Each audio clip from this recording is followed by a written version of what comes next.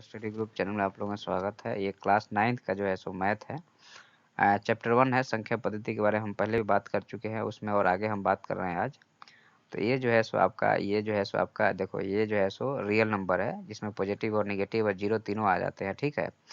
तो परिमेय संख्या जो p/q के रूप में होता है और q 0 के बराबर नहीं होता है। तो जीरो एक परिमेय संख्या होगा, बिल्कुल होगा, 0/1 है। तो p 0 के बराबर से मतलब नहीं है, ये वाला 0 नहीं होना चाहिए, ठीक है ना। तो ये परिमेय संख्या 4/5, 3/2, 1 और 0 हो गया।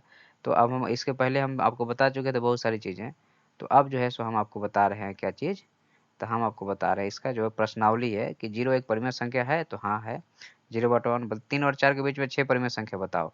तो जाहिर सी बात है कि 3 और 4 को डिवाइड कर दो 2 से, तो 7 हो जाएगा, 3.5 हो जाएगा। अब 3.5 जब हो गया तो 3 और 4 के बीच में 3.5 कहीं यहाँ आएगा ना। तो अब 3.5 से है जो आप 3.5 के पीछे चले जाओ 3.4, 3.2, 3.1, इधर बढ़ते जाओ 3.6, 3.7, 3.8, 3.9, क्योंकि 3 और 4 के बीच में चाहिए ना। तो 3 ये हो गया, 4 हो गया। तो अब इसको जो है सो अब इस पॉइंट को नीचे ले आओ तो 10 होते जाएगा। तो 34/10, 35/10, 36/10 ये आपके परिमेय संख्या आ गए उसके बीच में। 2/5 और 4/5 के बीच में 5 परिमेय संख्या है, बताइए। तो हम दोनों को डिवाइड कर देंगे और उसके बाद में इसको ऐसा करेंगे तो हमारा ये 0.7 आ जाएगा, ठीक है। तो अब 0.7 आ जाएगा तो 3/5 को डिवाइड कर दो तो 0.6 हो गया, 4/5 को 0.8 हो गया और उनके बीच में 0.7 आ गया। तो अब हम क्या करेंगे, तो पॉइंट देखो 0.7 को 0.70 तो लिख सकते हैं ना। तो 0.71, 0.72, 0.73, 0.74, 0.75 हो गया। तो 0.7 का जो है सो 70 बटा जो है 100 हो गया, 71/100, 72/100, 73/100, 74/100, 75/100, ये सब जो है सो 3/5 और 4/5 के बीच की परिमेय संख्याएं हैं, ठीक है। अब बोलता है कि प्रत्येक प्राकृत संख्या एक पूर्ण संख्या है। नहीं, गलत है, क्योंकि पूर्ण संख्या 0 से शुरू होता है। 0, 1, 2, 3, 4, 5 ऐसे करके जाता है और जो है सो ये पूर्ण संख्या होता है। अप्राकृत संख्या 1 है, 2 है, 3 है, 4 है। तो सारे जो है सो पूर्ण संख्या प्राकृत संख्या हो सकते हैं, लेकिन सारे प्राकृत संख्या पूर्ण संख्या नहीं होते, क्योंकि इसमें 0 शामिल नहीं है। प्रत्येक पूर्ण संख्या बोलते हैं प्रत्येक पूर्णांक एक पूर्ण संख्या है। हाँ, ये सही है, क्योंकि ये पूर्णांक ही है ना। बोलते हैं प्रत्येक परिमेय संख्या एक पूर्ण संख्या है। नहीं, ऐसा नहीं है, क्योंकि कोई जरूरी थोड़ी है 4/5 है तो ये पूर्ण संख्या तो है। जो अब ये पूर्ण संख्या नहीं है तो पूर्णांक ही नहीं है ये, तो कैसे होगा। अब हम बात करेंगे अपरिमेय संख्या की, मतलब कि जो परिमेय संख्या नहीं है वो अपरिमेय संख्या है। तो अब बोलता है कि जो p/q बोलता है q ये सभी परिमेय संख्या, सभी संख्या जो है सो ऐसा नहीं होता जो इस फॉर्म में है, ऐसा नहीं होता है। तो फिर कैसा होता है, तो बोलता है कि √2 एक परिमेय संख्या नहीं है, क्योंकि जब √2 को आप तोड़ोगे तो उसका वैल्यू बढ़ते जाएगा, ठीक है ना। तो p/q के रूप में आप उसको लिख नहीं पाओगे, इसलिए जो है सो वह क्या है, अपरिमेय संख्या है। तो बोलता है ऐसी संख्याएं जो p/q के रूप में नहीं लिखी जा सके वह कौन सी संख्या होगी, तो अपरिमेय संख्या होगी। इरेशनल नंबर, जैसे √2 हो गया, √3 हो गया, √15 हो गया, पाई हो गया, ये वाली संख्या है। ऐसे बढ़ते जाएगा डिवाइड करते, जैसे अब यहाँ पे √4 है तो √4 है तो 2 का स्क्वायर 4 हो गया, मतलब 2 का जो अंडर √4 हो गया, और -2 का भी स्क्वायर होगा तो भी यही होगा, ठीक है। तो अब यहाँ पे है कि रियल नंबर जो है सो वो परिमेय संख्या और अपरिमेय संख्या का मतलब कि मिला जुला रूप है। मतलब ये जो है ये 0 हो गया, इधर पॉजिटिव हो गया और इधर निगेटिव हो गया, तो ये पूरा जो है सो रियल नंबर में आता है।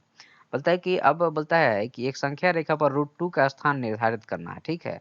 तो √2 को अगर हम देखें पाइथागोरस थ्योरम पे आप जाओगे तो ये क्या है कि 90 डिग्री के एंगल है। तो ये 0 हो गया, ये ओ हो गया, ये ए हो गया, ये बी हो गया।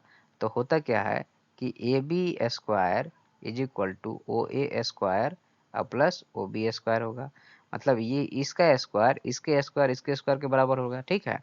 तो हम लिख सकते हैं कि A B square A B is equal to √OA² plus O B square, ये पाइथागोरस थ्योरम है, ठीक है। तो अब हमारा मान लो कि ए भी 1 है और ए भी 1 है, तो 1 का square is equal to A B square. तो 1 का स्क्वायर 1 होगा, इधर 1 का स्क्वायर 1 होगा, is equal to A B square. तो A B is equal to √2 हो गया। अब इसी चीज को ये संख्या रेखा पर दर्शाया गया है कि देखो, अब हम संख्या रेखा पे ये हो गया हमारा 0 और ये हो गया 1, ठीक है, और ये हो गया 2।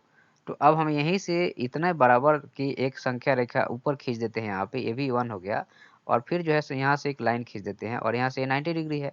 तो हमारा ये हो गया O, ये हो गया A और ये हो गया B। तो O A is equal to under root O A is equal to under root O B का स्क्वायर प्लस ए बी का स्क्वायर, ओ बी का स्क्वायर प्लस ए बी का स्क्वायर।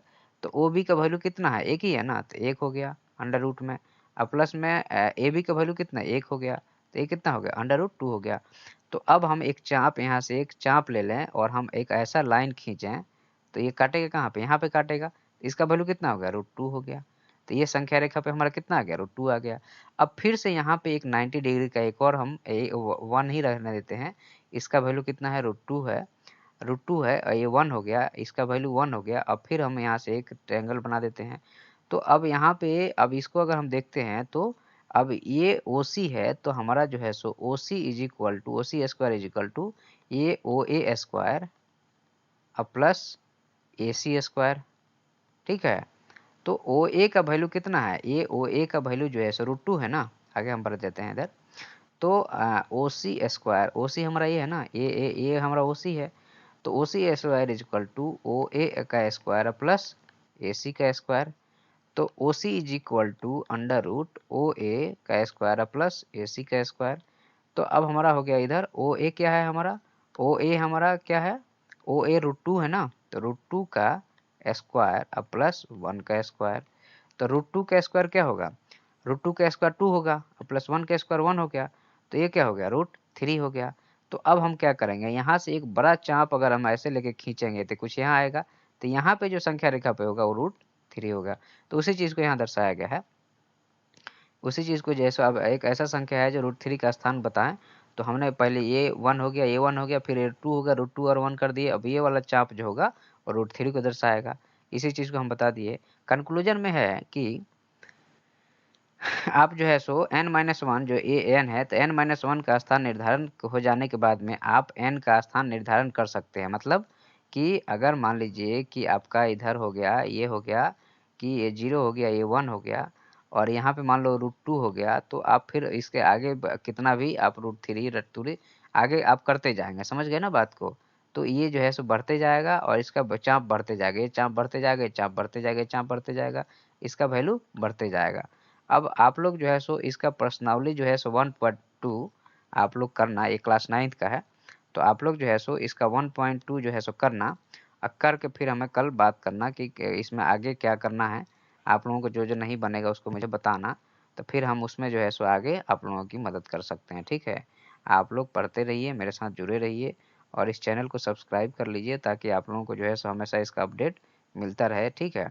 तो ये हमारा जो है सो पार्ट 2 था, अब इसका पार्ट 3 आएगा और इस तरह से आगे बढ़ता रहेगा। अभी आप लोगों का जो है सो ज्योग्राफी खत्म होने वाला है, 1-2 चैप्टर और बचा है क्लास 9th का। उसके बाद में देखते हैं पॉलिटी नहीं तो इकोनॉमिक्स चालू करेंगे, जो भी हमारा इच्छा होगा हम चालू कर देंगे, ठीक है। तो आप लोग जो है सो मेरे साथ जुड़े रहिए, पढ़ते रहिए और आगे बढ़ते रहिए और अपने आप को संभालिए और आराम से ज़िंदगी जीजिए और एग्ज़ाम की तैयारी